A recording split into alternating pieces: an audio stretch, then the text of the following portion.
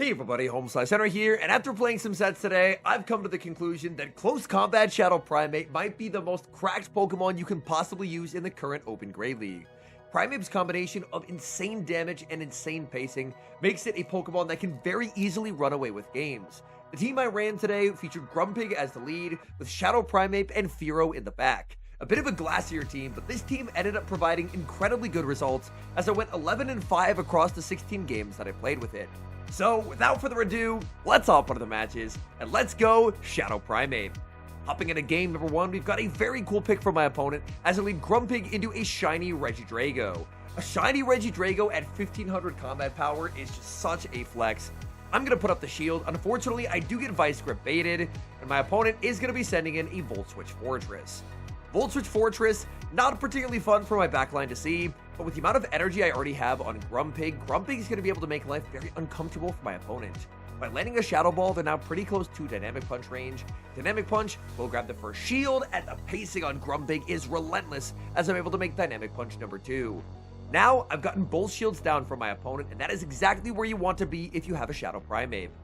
Fortress will finally get to knock out the Grumpig, but man, Grumpig put in so much work into my opponent's team. Now it's time I can send in the Shadow Primeape. I'm not going to be shielding the first Sand Tomb. At this point, I didn't quite remember where their energy was at, so in case they were able to make a last second Sand Tomb, I just fire off the Rage Fist on the potential Captai. This does leave me debuffed and very, very low on HP, but my opponent should be rapidly approaching range where I can knock them out with a +1 Rage Fist. So I build up to the close combat, fire off the Rage Fist. Rage Fist should be taking the knockout here. Now I have a +2 Primeape. In the back is Stunfisk. Shadow Primeape makes it to the close combat, and this game is over. Stunfisk is one of the bulkiest Great League Pokemon, but it gets one-shot by the close combat, and that's a good game. Hopping into game number 2, leading Grumpig into Tinkaton. This is actually a pretty good matchup for the Grumpig. Grumpig Psywaves do a lot of damage to Tinkaton. Even though they're resisted, you can see Tinkaton's health bar is actually going down rather quickly. My game plan here is pretty simple. I know that Grumpig can survive a Gigaton Hammer, so I'm just going to be no shielding, and then the moment they fire off that energy, I'm just going to get Fearow on the field. One of the only Pokemon in the meta that actually walls off Fearow's energy is Corviknight, but considering they're leading with the Steel type in Tinkaton, they're very unlikely to be ABA Steel, and then just automatically lose to any Fire type. I overfarm massively, fire off the Drill Run, and my opponent reads me like a book with a perfect Drill Run catch onto Annihilape. This Annihilape is on low kick, and that means I'm not going to quite get the farm down. I'm going to have to fire off a Drill Peck just to take the knockout. Drill Peck connects. That's going to be the end of Annihilape. In comes Tinkaton. I overfarm and go for the catch onto the Grumpig. I'm hoping they went for the Gigaton Hammer, and they did. That is a lot of energy down the drain for my opponent. I do have a lot of energy stored on the Fearow, but I think I'm not going to use it quite yet. Instead, I'm just going to bring in the Primeape. I didn't trust that Rage Fist would take the knockout there. Primeape does hit very hard, but Tinkaton has a massive amount of bulk. So I'm just going to shield, farm up to the back-to-back Rage Fists, and now my opponent can never afford to shield. Rage Fist will take the knockout in the back. They have their own Primeape, and this game is over. If they ever fire off energy on my Primeape, then my Fearow can just make a move. So they're just going to choose to let my Primeape knock out theirs. This is now a +2 Shadow Primeape. Even the Rage Fist easily takes the knockout there. And man, Primeape just completely takes over games. We move to game number 3, picking up a very bad lead, leading Grumpig into Corviknight. Now, Corviknight is a bit of a core breaker for this team. It's very good into the Grumpig. It completely walls off Fearow. Arguably, my best matchup into the Corviknight would actually be the Shadow Primeape. I try and call the payback, and unfortunately, I get the shield call wrong. My opponent goes for the air cutter, and now I'm probably going to be in quite a lot of trouble. I would love to try and catch a payback onto Fearow if possible, but my opponent can really throw it at any time, so trying to predict that is a little bit rough, and unfortunately, I don't get the prediction right. I'm just going to fully sack the Grumpig, but my opponent goes for the air cutter bait. They get the boost. This time I do get the catch and sneak as I get to send in Fearow. This is a boosted air cutter that still will do quite a lot of damage. I'm going to race to the Drill Peck. I'm able to get there, and my opponent makes a catch and sneak onto Licky Licky. So we've got catches and sneaks back and forth. This is going to be a very fun game. These rollouts are shredding through the Fearow. They're going to have to fire off a Body Slam to take the knockout, and that should put them 2 away from the next Body Slam. This allows me to bring in Grumpig, throw 6 Psywaves and CMP tie Dynamic Punch to their Body Slam number 2. Dynamic Punch will easily take the knockout. My opponent does have a ton of stored energy on the Corviknight. Are they going to be bringing that in, or will they bring in their final Pokemon? They bring in the final Pokemon, which is their own Primeape. But this Primeape is not Shadow. Thankfully, with the residual energy, I can outpace the Primeape, grab the shield with Dynamic Punch, and then send in my Shadow Primeape. I always have to shield here, because if they land in close combat, that ends the game on the spot. My opponent's actually on triple Legacy Primeape. They have Cross Chop instead of Close Combat. But I fire off the Rage Fist, that picks up the knockout. Back in comes the Corviknight, and I have to hope that Shadow Primeape can survive an Air Cutter. Primeape is very glassy, but Air Cutter is a terrible move. Primeape gets the farm down and secures the win. We move to game number 4, and look at the spice from my opponent as I lead Grumpig into Emolga. My opponent safe switches into Shadow Malamar, and unfortunately the fun is immediately over. Malamar is this team's biggest core breaker. It destroys Grumpig, it destroys Primeape, and it just neutrally beats Fearow as well. I have 0 Pokemon on my team that beat Malamar. This went from a pretty fun lead to a pretty disastrous game. My goal now is pretty simple. I'm going to try and basically throw away the Grumpig and the Fearow and try and sweep with the 2-shield Shadow Primeape. I'm barely able to hang on and make it to the last second Drill Peck here. At long last, I have finally gotten rid of the Shadow Malamar. In comes Morgrem as their final Pokemon, and this game might actually be winnable. The bad news for me is that Shadow Primeape is so frail that I even have to respect the foul play here. Foul play would put me into farm down range, so I'm forced to give up a shield. I think that I just need to boost up as much as possible, and if I can ever get a catch, then I have a real chance to win this game. They no shield, I farm up, go for the catch, but they're just too patient, and unfortunately, that patience is going to win them this game. I can fire off the Rage Fist, but my opponent's more than happy to shield to guarantee my final shield, and then they can switch into the Emolga, always outpace, and take the win. I would need to reach the double Rage Fist before the discharge, and I just cannot get there. Very well played to my opponent. I resign the match. We move to the next match, picking up a pretty nice lead, leading Grumpig into Wigglytuff. Grumpig does win the zeros against Wigglytuff. That is one of its very, very strong matchups. And that's just due to the fact that Grumpig has a really nice pacing advantage. I fire off Dynamic Punch, Wigglytuff will put up the shield. Wigglytuff can go for a shield 1, tank 1, and then after landing the Icy Wind, farm down. But honestly, that's pretty okay by me. Even a -1 dynamic is still going to do a lot of damage, and I'm trusting in the fact that with Wigglytuff out of the way, my Primeape should do very well in the back. The Psywaves have gotten that Wigglytuff very low. I bring in Fearow, my opponent sends in Stunfisk, and this is honestly not the greatest. I couldn't really stay in with the Fearow because Joran doesn't one-shot, so I'm forced to send in the Primeape, but man, Primeape is taking so much damage from the Stunfisk. My goal here is pretty simple. I'm just going to build up to the back-to-back close combats and Karate Chop it into close combat range. This way, I can take the knockout onto the Wigglytuff when they bring it back in.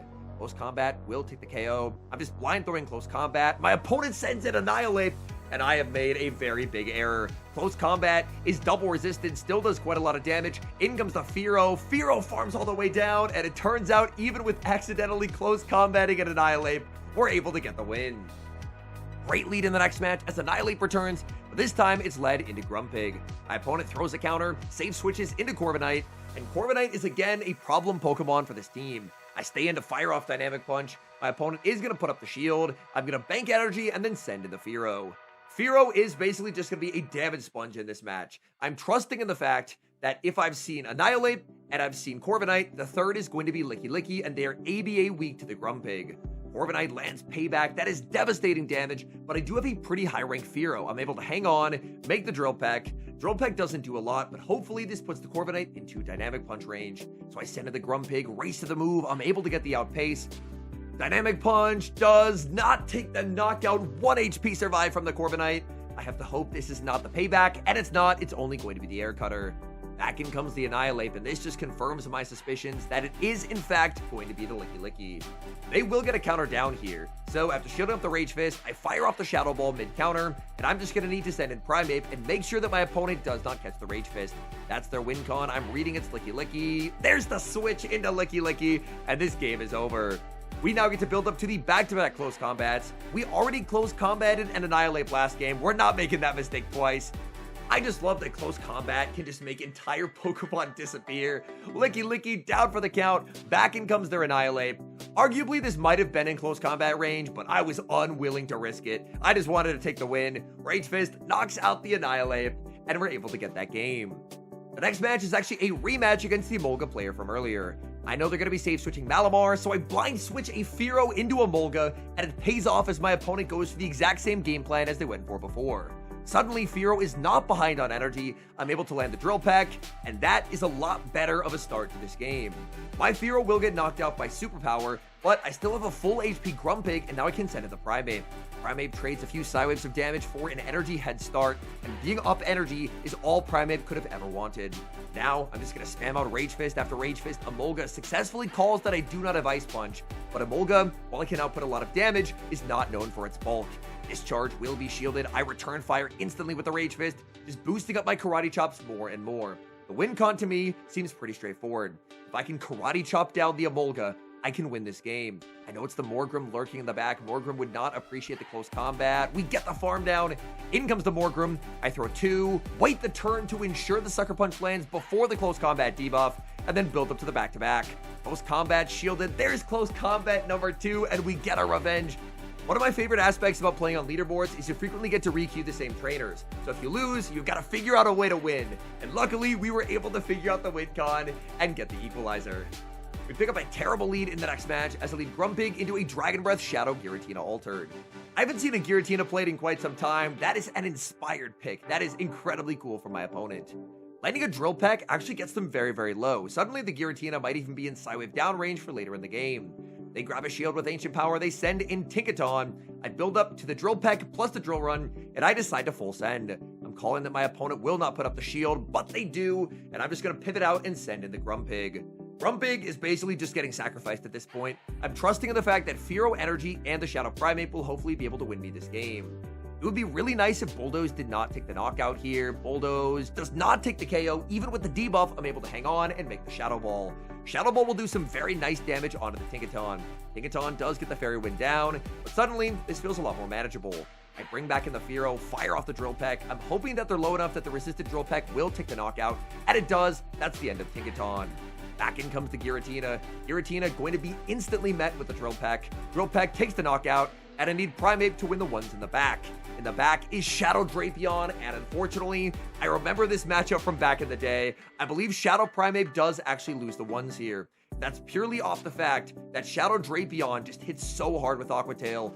If I can survive this Poison Sting and get the shield, I can win the game. However, I build up to the Rage Fist plus close combat. Rage Fist does get shielded, but I didn't live the Poison Sting, and that's going to cost me the game. Very close game, and a very cool team from my opponent.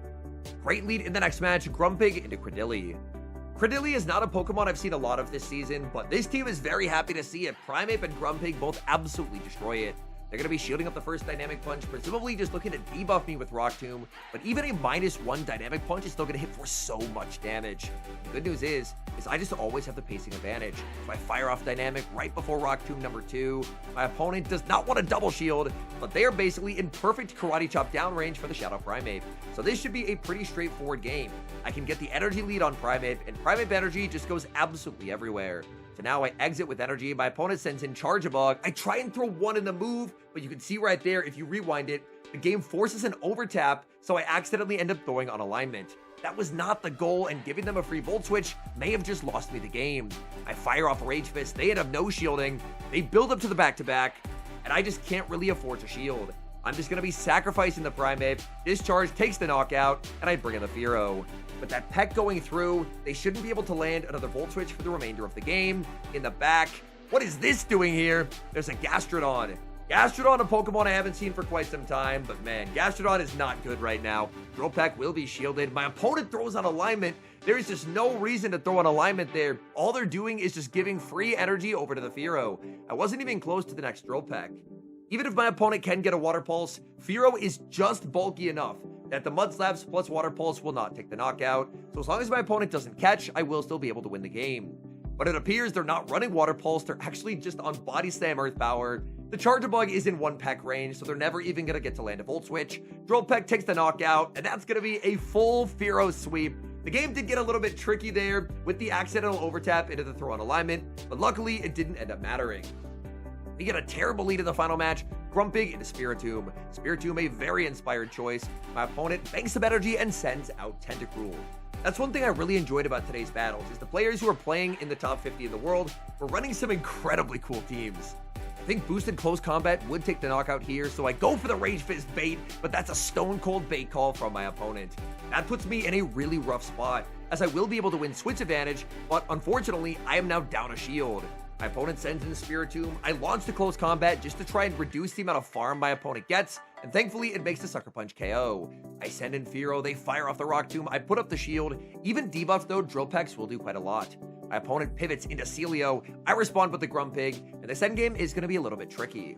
The way I lose this game is by knocking out the Celio with Dynamic Punch, and then my opponent getting reverse farm on the Spiritomb. So I'm going to go for an undercharge. I do not want to knock out the Celio. I fire off Dynamic. They put up the shield.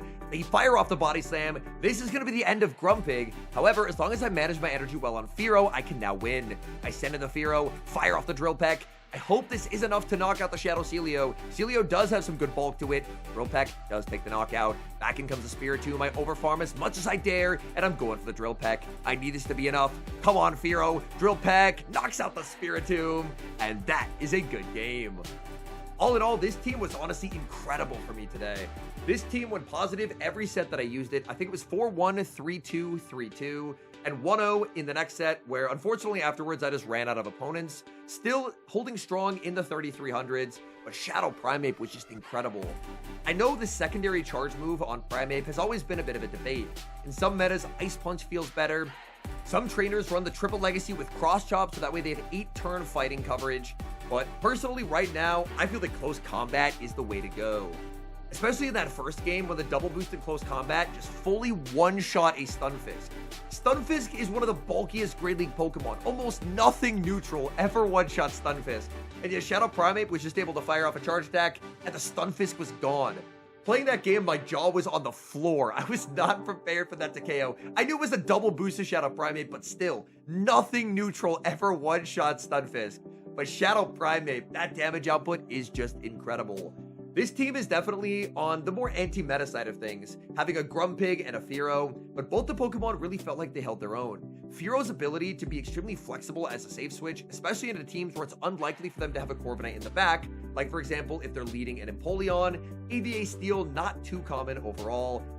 I honestly felt like this team had a really nice synergy, but the MVP was absolutely that Shadow Primeape. Shadow Primeape just game after game after game just put an insane amount of pressure onto opposing teams. Anyways, thank you guys so much for watching. If you enjoyed watching today's video, then please do help support the channel by leaving a like on the video and subscribe to the channel if you haven't. And an extra special thank you as always to our channel members here on YouTube. The support you guys provide to the channel is so appreciated, so thank you guys so very much. And until next time, I've been HomeSliceHenry.